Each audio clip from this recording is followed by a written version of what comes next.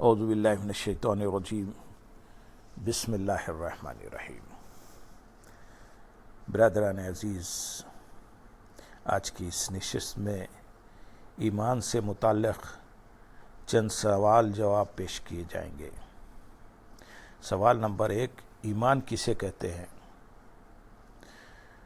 جواب، اللہ اور اس کے رسول صلی اللہ علیہ وسلم کا اور رسول اللہ صلی اللہ علیہ وسلم کے ذریعے اللہ کے پاس سے آئے ہوئے احکام کا زبان سے اقرار اور دل سے تصدیق کرنے کا نام ایمان ہے۔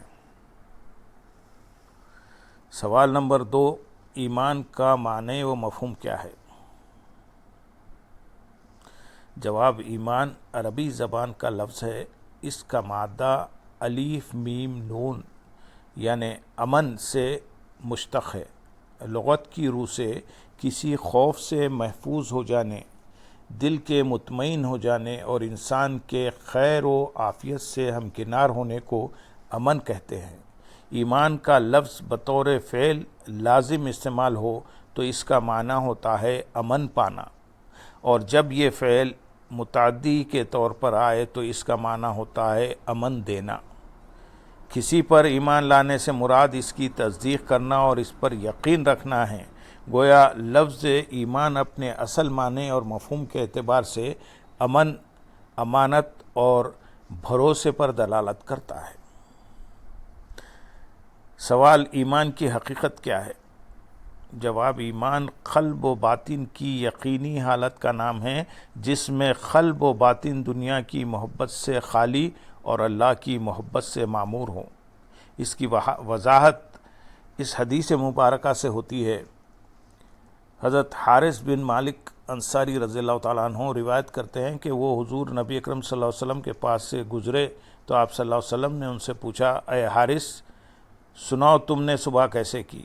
انہوں نے عرض کیا، یا رسول اللہ صلی اللہ علیہ وسلم، میں نے ایمان کی حقیقت پاتے ہوئے صبح کی۔ آپ صلی اللہ علیہ وسلم نے فرمایا، اے حارث، غور کر کے بتاؤ تم کیا کہہ رہے ہو؟ بے شک ہر شے کی حقیقت ہوتی ہے، تمہارے ایمان کی کیا حقیقت ہے؟ عرض کیا، یا رسول اللہ صلی اللہ علیہ وسلم، میں نے اپنے نفس کو دنیا کی محبت سے جدا کر لیا ہے اور راتوں کو جاگ کر عبادت کرتا ہوں اور دن کو روزے کے سبب پیاسا رہتا ہوں۔ گویا میں اپنے رب کے عرش کو اپنی آنکھوں سے دیکھتا ہوں اور مجھے ایسے لگتا ہے جیسے جنتی ایک دوسرے کی زیارت کرتے جا رہے ہیں، اور دوزخیوں کو اس حالت میں دیکھتا ہوں کہ وہ ایک دوسرے پر گرے ہیں۔ حضور نبی اکرم صلی اللہ علیہ وسلم نے فرمایا، اے حارث، تم عارف ہو گئے، پس اس کیفیت و حال کو تھامے رکھو، اور یہ جملہ آپ صلی اللہ علیہ وسلم نے 3 مرتبہ فرمایا۔ سوال نمبر 4، قرآن حکیم میں لفظ ایمان کتنی بار آیا ہے؟ جواب، قرآن حکیم میں ایمان کا لفظ کم و بیش 45 بار آیا ہے۔ سوال نمبر 5، ایمان کا موضوع کیا ہے؟ جواب، ایمان کا موضوع عقائد ہے۔ سوال نمبر 6، عقیدہ کسے کہتے ہیں؟